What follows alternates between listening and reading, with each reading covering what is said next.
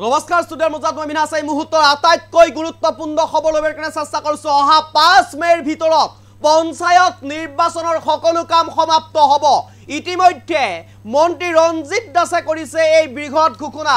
অহা 5 মে'ৰ ভিতৰত 5 বা 6 মে'ৰ ভিতৰত সকলো কাম সম্পন্ন হ'ব। পঞ্চায়ত নিৰ্বাচনৰ দিন ঘোষণা কৰিব 4 পৰা 5 এপ্ৰিলৰ ভিতৰত আৰু নিৰ্বাচনৰ কাম সমাপ্ত হ'ব 4 পৰা 5 মে'ৰ ভিতৰত। এমাহৰ ভিতৰতেই সকলো কাম সম্পন্ন কৰা হ'ব পঞ্চায়ত নিৰ্বাচনৰ। এই বৃহৎ ঘোষণা কৰিছে এতিয়া পঞ্চায়ত নিৰ্বাচনক লৈ মন্ত্ৰী ৰঞ্জিত দাসে। পঞ্চায়ত নিৰ্বাচনৰ জল্পনা কল্পনা চলি থকাৰ সময়তে কেতিয়াকৈ হ'ব পঞ্চায়ত নিৰ্বাচন পাতিব নে নাপাতে তাক লৈ জল্পনা কল্পনা চলি থকাৰ সময়তে ইতিমধ্যে মন্ত্ৰী ৰঞ্জিত দাসে উল্লেখ কৰি কৈছে অহা 5 মে'ৰ ভিতৰত পঞ্চায়ত নিৰ্বাচনৰ সকলো কাম সমাপ্ত হোৱাৰ আশা ব্যক্ত কৰিছে। 4 বা 5 এপ্ৰিলৰ ভিতৰত ঘোষণা কৰা হ'ব পঞ্চায়ত নিৰ্বাচনৰ। এমাহৰ ভিতৰতে পঞ্চায়ত নিৰ্বাচন অনুষ্ঠিত হোৱা আৰু ফলাফল ঘোষণা হোৱা সকলো প্ৰক্ৰিয়া সমাপ্ত হ'ব। এই মুহূৰ্তত এই বিশেষ খবৰ ল'বৰ কাৰণে চেষ্টা কৰিছোঁ আপোনালোকৰ বাবে। এই মুহূৰ্তৰ আটাইতকৈ গুৰুত্বপূৰ্ণ খবৰ 5 মে'ৰ ভিতৰত পঞ্চায়ত নিৰ্বাচনৰ পৰা মুক্ত হোৱাৰ আশা। নিৰ্বাচন ঘোষণা হ'ব পাৰে 5 এপ্ৰিলৰ ভিতৰত। ঘোষণা হোৱাৰ এমাহৰ ভিতৰত নিৰ্বাচনৰ সকলো কাম শেষ হোৱাৰ আশা। নিৰ্বাচন আয়োগক ইতিমধ্যে আহ্বান জনাইছে চৰকাৰে। পঞ্চায়ত নিৰ্বাচনক লৈ এই ঘোষণা কৰিছে মন্ত্ৰী ৰঞ্জিত দাসে। এই মুহূৰ্তৰ আটাইতকৈ গুৰুত্বপূৰ্ণ খবৰ 5 মে'ৰ ভিতৰত পঞ্চায়ত নিৰ্বাচনৰ পৰা মুক্ত হোৱাৰ আশা। নিৰ্বাচন ঘোষণা হ'ব পাৰে 5 এপ্ৰিলৰ ভিতৰত। ঘোষণা হোৱাৰ এমাহৰ ভিতৰত নিৰ্বাচনৰ সকলো কাম শেষ হোৱাৰ আশা। নিৰ্বাচন আয়োগক ইতিমধ্যে আহ্বান জনাইছে চৰকাৰে। পঞ্চায়ত নিৰ্বাচনক লৈ এই ঘোষণা কৰিছে মন্ত্ৰী ৰঞ্জিত দাসে।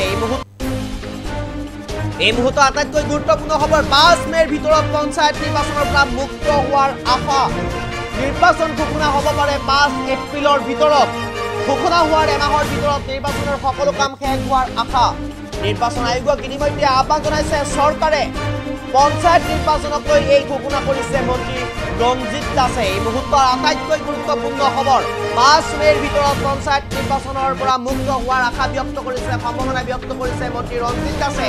অহা 5 মে'ৰ ভিতৰত নিৰ্বাচনৰ সকলো কাম পঞ্চায়ত নিৰ্বাচনৰ সকলো কাম শেষ কৰাৰ কথা ইতিমধ্যে ঘোষণা কৰিছে মন্ত্ৰী ৰঞ্জিত দাসে। মন্ত্ৰী ৰঞ্জিত দাসে কৈছে নিৰ্বাচন ঘোষণা হোৱাৰ এমাহৰ ভিতৰত পঞ্চায়ত নিৰ্বাচনৰ সকলো কাম শেষ হৈ যাব।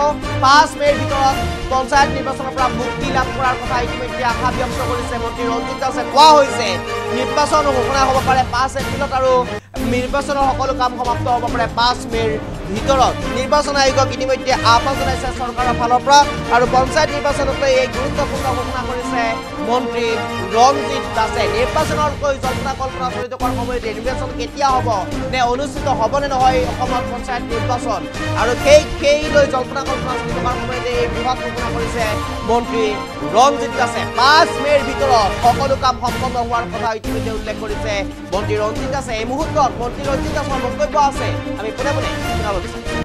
কিন্তু পঞ্চায়ত নিৰ্বাচন আমি আশা ৰাখিছোঁ যে অহা বহাগ বিহুৰ পিছত হ'বগৈ বুলি আমি আশা ৰাখিছোঁ। ইতিমধ্যে নিৰ্বাচনী আয়োগক জনাইছোঁ আৰু লগতে আমি আশা ৰাখিছোঁ যে হয়তো এই এপ্ৰিল মাহৰ প্ৰথম সপ্তাহৰ ভিতৰতে যাতে নিৰ্বাচন আয়োগে যাতে তাৰিখটো যাতে ঘোষণা কৰি এপ্ৰিল মাহৰ ভিতৰতে যাতে আমাক নিৰ্বাচন যাতে সমাপ্ত কৰিব দিব পাৰে তাৰ কাৰণে আমি আহ্বান জনাইছোঁ।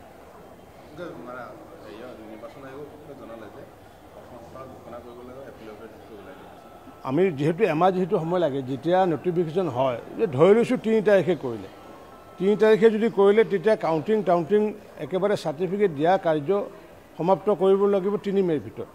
4 তাৰিখে যদি কৰে তেতিয়া 4 মে'ৰ ভিতৰত, 5 তাৰিখে কৰিলে 5 মে'ৰ ভিতৰত। আমি আশা ৰাখিছোঁ যাতে 5 মে'ৰ ভিতৰতে যাতে আমি পঞ্চায়তৰ নিৰ্বাচনৰ পৰা যাতে আজৰি যাতে হ'ব পাৰোঁ। কিন্তু পঞ্চায়ত নিৰ্বাচন আমি আশা ৰাখিছোঁ যে অহা বহাগ বিহুৰ পিছত হ'বগৈ বুলি আমি আশা ৰাখিছোঁ। ইতিমধ্যে নিৰ্বাচনী আয়োগক জনাইছোঁ আৰু লগতে আমি আশা ৰাখিছোঁ যে হয়তো এই এপ্ৰিল মাহৰ প্ৰথম সপ্তাহৰ ভিতৰতে যাতে নিৰ্বাচন আয়োগে যাতে তাৰিখটো যাতে ঘোষণা কৰি এপ্ৰিল মাহৰ ভিতৰতে যাতে আমাক নিৰ্বাচন যাতে সমাপ্ত কৰিব দিব পাৰে তাৰ কাৰণে আমি আহ্বান জনাইছোঁ।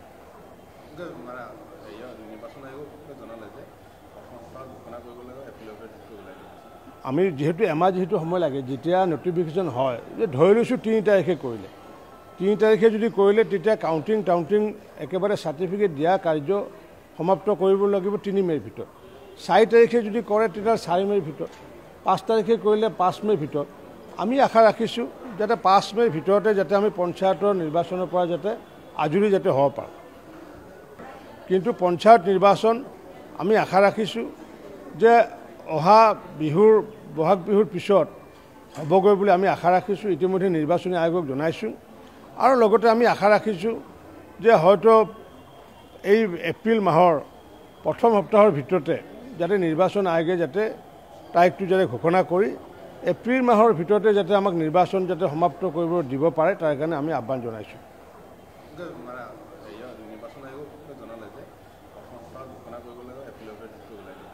আমি যেহেতু এমাহ যেহেতু সময় লাগে যেতিয়া নটিফিকেশ্যন হয় যে ধৰি লৈছোঁ 3 তাৰিখে কৰিলে 3 তাৰিখে যদি কৰিলে তেতিয়া কাউণ্টিং একেবাৰে চাৰ্টিফিকেট দিয়া কাৰ্য সমাপ্ত কৰিব লাগিব 3 মে'ৰ ভিতৰত 4 তাৰিখে যদি কৰে তেতিয়া 4 মে'ৰ ভিতৰত 5 তাৰিখে কৰিলে 5 মে'ৰ ভিতৰত আমি আশা ৰাখিছোঁ যাতে 5 মে'ৰ ভিতৰতে যাতে আমি পঞ্চায়তৰ নিৰ্বাচনৰ পৰা যাতে আজৰি যাতে হ'ব পাৰোঁ কিন্তু পঞ্চায়ত নিৰ্বাচন আমি আশা ৰাখিছোঁ যে অহা বিহুৰ বহাগ বিহুৰ পিছত হ'বগৈ বুলি আমি আশা ৰাখিছোঁ ইতিমধ্যে নিৰ্বাচনী আয়োগক জনাইছোঁ আৰু লগতে আমি আশা ৰাখিছোঁ যে হয়তো এই এপ্ৰিল মাহৰ প্ৰথম সপ্তাহৰ ভিতৰতে যাতে নিৰ্বাচন আয়োগে যাতে তাৰিখটো যাতে ঘোষণা কৰি এপ্ৰিল মাহৰ ভিতৰতে যাতে আমাক নিৰ্বাচন যাতে সমাপ্ত কৰিব দিব পাৰে তাৰ কাৰণে আমি আহ্বান জনাইছোঁ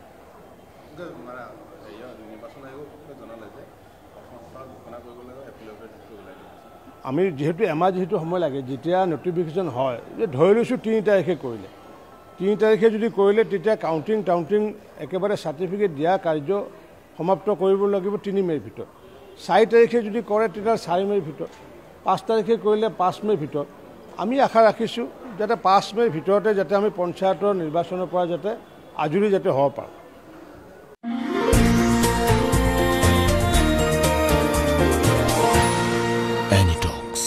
সোঁতৰ বিপৰীতে ৰাইজৰ স্বাৰ্থত